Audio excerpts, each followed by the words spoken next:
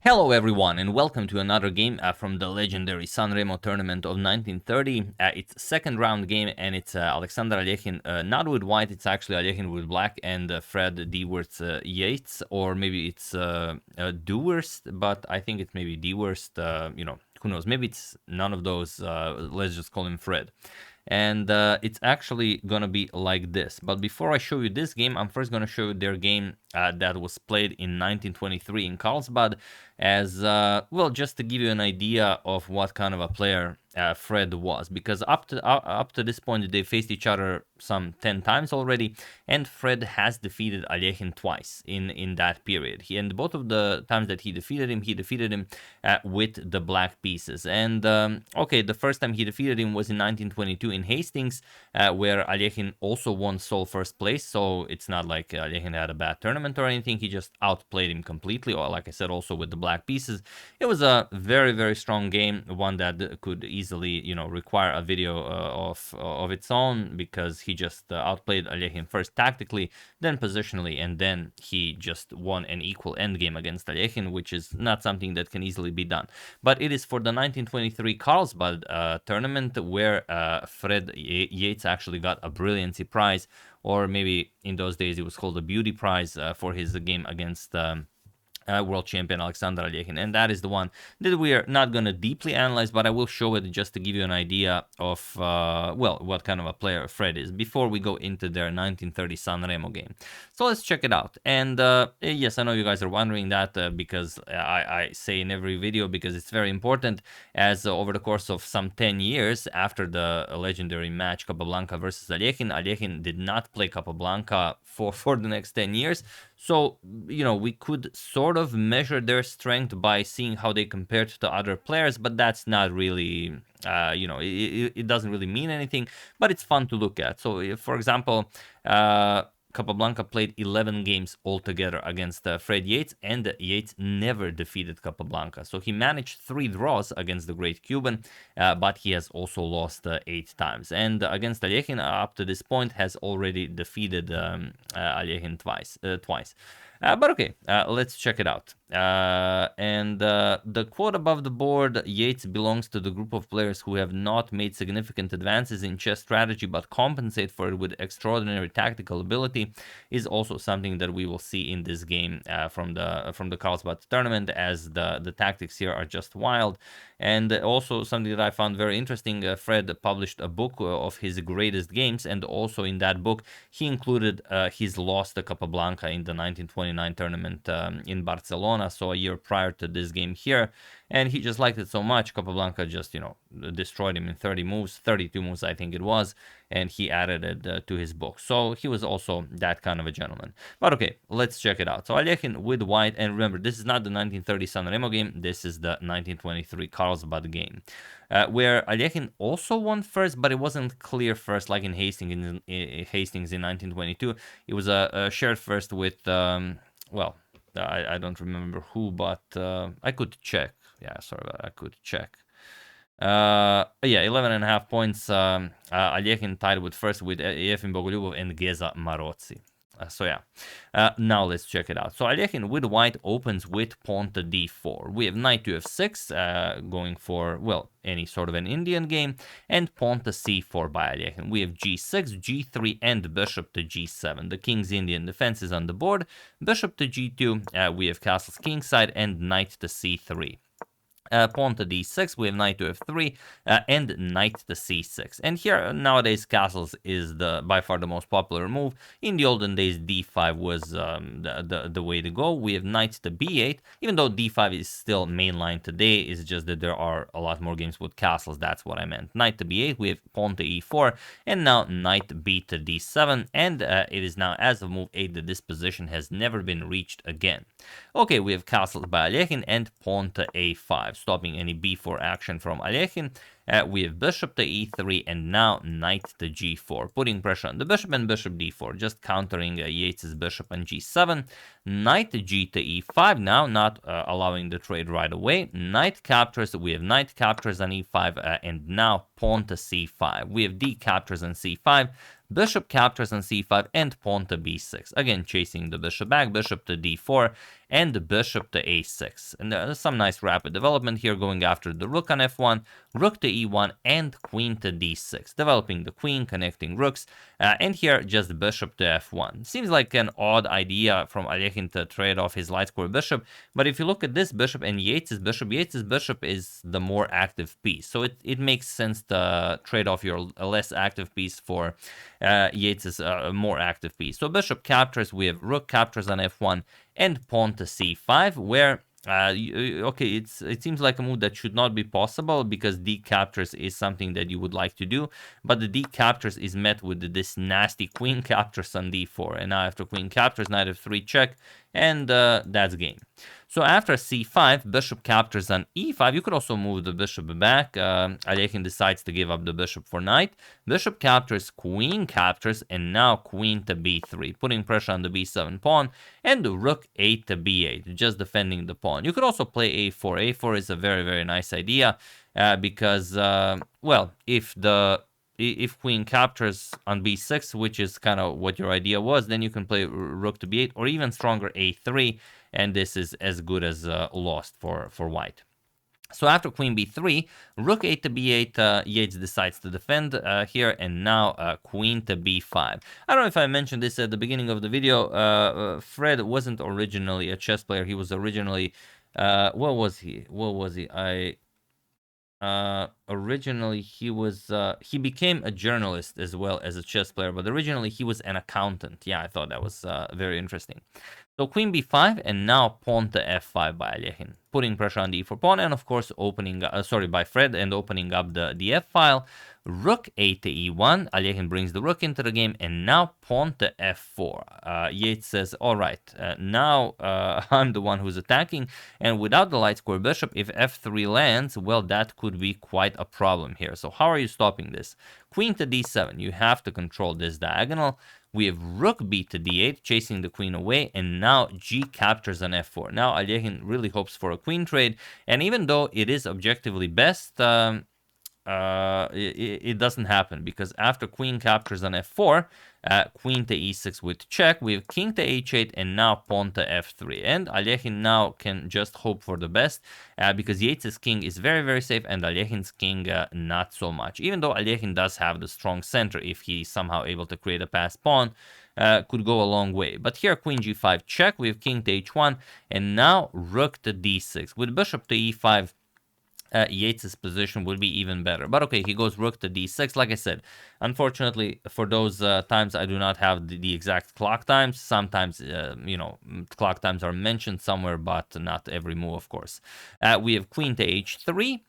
Queen to g4 was probably better for Alekhine. This way, he allows a bit too much. And now bishop to e5 was played, rook to e2, and now rook d to f6. And if you look at this position now, you're not even thinking about white playing for anything else than maybe just hoping for black to make some sort of a blunder. Knight to d1, we have rook to f4, going for rook to h4, knight e3, and rook to h4. We have queen to e6, and now, okay, the h2 pawn is guarded, but queen to h5. Now with a triple attack against Alekhine's h2 pawn, and here knight to g4. If you try to defend with rook f2, adding another defender, it doesn't work. Simply bishop captures on h2, and after rook captures, and rook captures, just queen captures on f3. And that's it, you resign. Let's say rook g2, you're going to capture on e3. You're down 2 pawns, your king is not nearly as safe, and yes, you will have to allow a few checks, but after rook f7, there is nothing that you can try here. Of course, queen captures on b6 is met with instant checkmate. There is no way that you can play this. Like rook g3, queen to h4, rook to h3, and queen to f2 will be checkmate, or any other combination that you can think of. So after queen h5, knight to g4 was played, and now there's only one move that wins, but I'm sure you guys see it without even pausing the video, and that is rook captures on g4. It's not because you win the rook, because you're not winning anything here. It's rook captures, f captures, rook captures on f1 with check, king attacks rook while the queen is hanging, so the queen has to, you have to react to that. Queen captures on h2 with check, king captures on f1, and now Yates is even down at the exchange, but Alekhine's weak king is well, more than enough of a compensation. So queen h1 check, king f2, bishop to d4 check. We have king to g3 and queen to g1 with check. We have king h3, queen f1 check, connecting with the rook, rook g2, and now queen h1 check, king to g3 and queen to e1 with check. King h3 and now pawn to g5. And there is nothing for Alekhine to do here. With this diagonal covered by the bishop, you don't really have any checks. If you try, to checkmate the black king, then it's mate in one. That's what the g5 pawn is for. And if you try anything else, let's say move the rook, let's say rook to c2, queen to f1 check, and yeah, not much to do here. Let's say king h2, queen to g1 with check, king to h3, queen to h1 with check, king to g, or rook to h2. It doesn't really matter. Will result in queen f3 checkmate. So after king g3, queen to d1 now attacks the rook, and that's pretty much it. Here, rook to c3 was played, and it looks like a weird move giving up the rook like this, but where do you go? All of these squares are covered. You can go rook g2, but then look at this, queen e1 check, and now if you go king h3, this is again checkmate, and I mean, where are you going? This results in queen e3, checkmate, everything results in checkmate. So rook c3 was played, and now queen to g1 check, king to h3, queen to f1 check, king to g3, and bishop to f2 check. And now it's game over. King f3 was played, bishop to g1, and it was in this position on move 50 that Alexander Alekhine resigned the game, as there is nothing more to be done here. So here you will just go king g3, and a nice mate into queen f2 check, king h3, and queen to h2 will be checkmate. So, looking at this, you might think, okay, it's Alekhine who played black here, but no, it was actually Alekhine white and good old Fred Yates with the black pieces, just destroying, the world champion like it's nothing. He wasn't world champion at the time this game was played, but if you've ever heard of Alekhine, you know that he was quite an amazing player absolutely his entire career.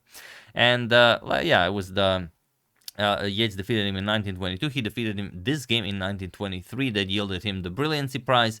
I don't know. Maybe there. I haven't checked, of course, all of the games in the tournament. Maybe it's mostly because he achieved it against Alekhine. But seeing the game, I mean, a beautiful, beautiful exchange, sacrifice, just outplaying Alekhine in every step of the way. Definitely deserving of a Brilliancy Prize, or a Beauty Prize, as he was called in those days. And that brings us over to this game, where Alekhine had the black pieces and Fred has the white pieces. And we already know, as I've shown it quite a few times already, that Alekhine has won this tournament with a spectacular 14 out of 15, 13 wins, 0 losses, and 2 draws. And you can see that Fred Yates got 5th place. And if I always like to say this when someone dominates a tournament, just, let's move Alekhine out of the tournament. Look at this. Yates, 9 points, winner 10.5 points. So it's, I mean, he's definitely up there. It's, it only looks like not a lot of points when you add Alekhine's points to into the conversation.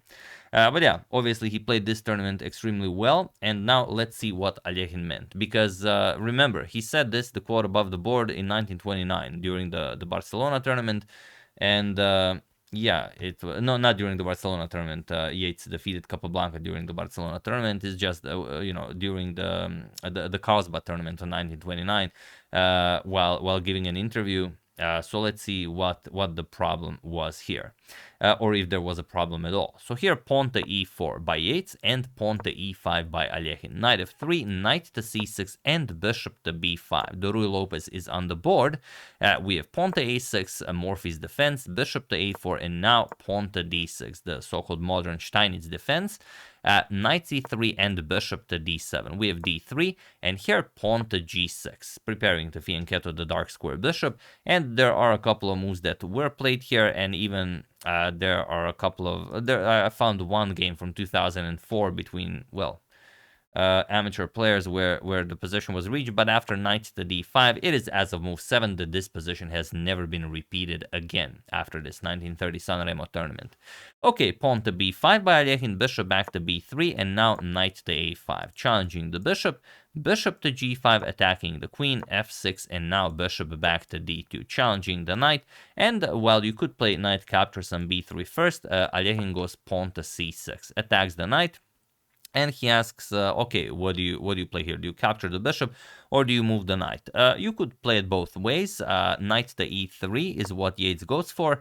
Knight captures on b3 by Alekhine, a captures, and now bishop to knight to h6. This is how he develops the knight. He wants to get the knight over to f7, and I mean, this is 1930. Of course, you play the white pieces. You're going to play pawn to b4, but in this particular position, pawn to d4 would have been better. Opening up the center with Alekhine's king still in the center. He goes pawn to b4 first, and now Alekhine figures it out. He says, all right, you didn't play d4. You're not playing it now. Pawn to f5, and now d4 weakens the e4 pawn, so you can't really play that. We have queen to e2 by Yates, knight to f7, and now knight to f1. Again, you could play something like captures, and g3. Fred goes for knight to f1. We have queen to e7, and now knight to g3. We have pawn to f4. Alekhine closes the setup, says, all right, you're not opening that up with e captures on f5. Knight back to f1, and now pawn to g5. And okay, what can be done here? It's without even looking very hard, we sort of feel that black is better. We have bishop to c3 and pawn to h5, knight 3 to d2, and knight 3 to d2, and now pawn to bishop to g4, attacking the queen, and after pawn to f3, the bishop goes back. Bishop to e6, we have pawn to d4, finally striking in the center, and now bishop to g7, adding, more firepower to the center. Queen to d3, and now e captures on d4. A very interesting idea for Alekhine here would be just pawn to d5. And now if you trade, let's say d captures on e5, knight captures on e5, attacking the queen, let's say bishop captures, and some castles queen side, you will now play pawn to d4. And your king will be very safe on the king side, even with the pawns already far advanced like this. It's merely going to be a matter of c5 or a5, and the attack against the white king will be overwhelming. But Alekhine goes for e captures on d4 instead, also a very nice idea. Bishop captures, and now knight to e5, trying to get bishop captures, but Yates moves the queen, and now Alekhine castles king side. We have h3, pawn to c5, and now bishop back to c3, c captures, bishop captures, and knight to c6, attacking the bishop, getting the bishop off of this diagonal, bishop to c3, and finally Alekhine captures on c3. So bishop captures, pawn captures, and queen to f6, putting pressure on the pawn. And while you could defend the pawn with something like knight b1 or rook to a3, here pawn to e5, going for a very, very tricky maneuver. Knight captures on e5, or you could play queen captures on e5. This is also possible. But then after the queen trade, something like knight to e4, and yes, Alekhine is up a pawn, but with these pawns being so far advanced, it's very, very hard to calculate. Of course, black is better. Alekhine prefers, for the moment at least, the queens on the board. Knight e5, knight captures on e5, knight e4 attacks the queen and the d6 pawn, queen to e7, and now knight f to d2. We have bishop to c4, attacking the queen and making sure Yates does not castle kingside. Knight capture, if you of course don't capture, but of course he will capture. Knight captures, and now rook to d1, putting more pressure on that d6 pawn, but for the moment it is sufficiently defended, and without the b or d pawn, you cannot really get rid of that knight from c4. So we have queen to e5, putting pressure again on the c3 pawn, queen to d3, and now rook to f5. This helps out with with the attack. Also, it keeps the g5 pawn safe. Also, it stops queen d5 check to get the queens off the board.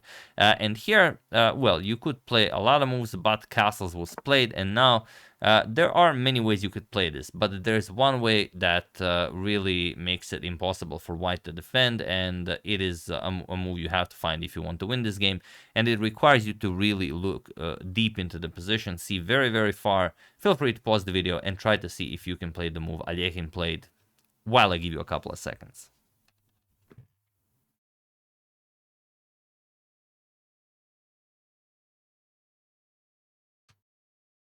So, for those of you who were able to do it, congratulations on finding this beautiful maneuver. And for those of you who just want to enjoy the show, it is pawn to d5. this is the move in question. Even though pawn to e3 looks like a great idea, and of course it does win the exchange, after pawn to g or rook dt1, doesn't really matter. While you will win the exchange, let's say h captures, you move the rook, and now rook f to e1, you will win it, but it's still, it still requires you to work hard. Now d5, not really an option. Knight f2, and now okay, it's hard to play. Black is better, but maybe white can hold on. However, after pawn to d5, there is no more holding on. And even look at this: queen captures on d5. Fred has to play this. Queen captures, rook captures, and knight f6 check, winning back the material. King f7, knight captures on d5, now rook to d8. This is the move that Alekhine saw when he decided to play that pawn to d5 move, and now with the rook coming to d2 and knight to e3, this is game. So let's see how Fred tries to defend. Knight b4 goes after the a6 pawn, rook to d2. Not messing around. The idea is knight e3 followed by rook captures on g2, and now just rook to a1. If you try to go for material, like I said, knight e3, and you're not defending this. If you play rook f2, it's merely a matter of rook d1 check, and after king h2, h4. And now once the knight comes to g3, h1 square will be guarded, and then rook to h1 will be checkmate. So simple as that. There's no defense against that. So after rook d2, rook to a1, we have pawn to a5, knight moves to c6, and now rook captures on c2. We have knight captures on a5, and knight to e3. Going after the g2 pawn, we have rook to b1, and rook captures on g2 with check. We have king to h1, rook to g3, and now knight to c6. We have rook captures on h3, king to g1, rook to g3, check, king h2, and now king to f6. So let's see how the master does it. Knight to d4, we have pawn to g4, f captures, knight captures with check, king to h1, and now pawn to f3. Rook to f1, fighting, but there's not much really you can do here. Rook h3 check, king to g1, f2 with check, trying to get the rook to be sacrificed for the knight. King to g2, and now rook captures on c3. If you go for this, then just rook d3, and I mean, there's not much you can do. The knight is out of the game, and the h-pawn with the, let's say, these two squares nicely covered. It's merely a matter of advancing the past h-pawn to victory. So after rook captures on c3, rook to h1 was played, and now rook to d3, attacking the knight. Knight to e2, and now rook to d2. Rook to d2 attacks the knight. Knight g3. It's like they changed the interface to make it a little bit bigger, and then it's harder for me to grab a piece. I don't know. Rook to b2 was played, getting the rook behind the pawn, and now knight captures on h5. Even this is allowed. King to e5, and now knight back to g3. Knight h2, we have knight to f1, offering a trade, and Alekhine happily trades. Knight captures, rook to h5 with check, king to d4, and king captures on f1. Pawn to b4, now it's two passed pawns, and nothing you can do. Rook to h8, we have rook to c2, preparing to advance the b pawn, rook to b8, and now king to c3. Rook to b7, we have pawn to b3, and here Yates resigned the game as there is nothing more to be done here. So brilliant victory by Alekhine. Like I said, he completely dominated this tournament. All victories, only 2 draws here. We can check out the standings one more time. So 13 wins, 0 losses, and 2 draws. Absolutely spectacular. And we're going to check out a couple of more games.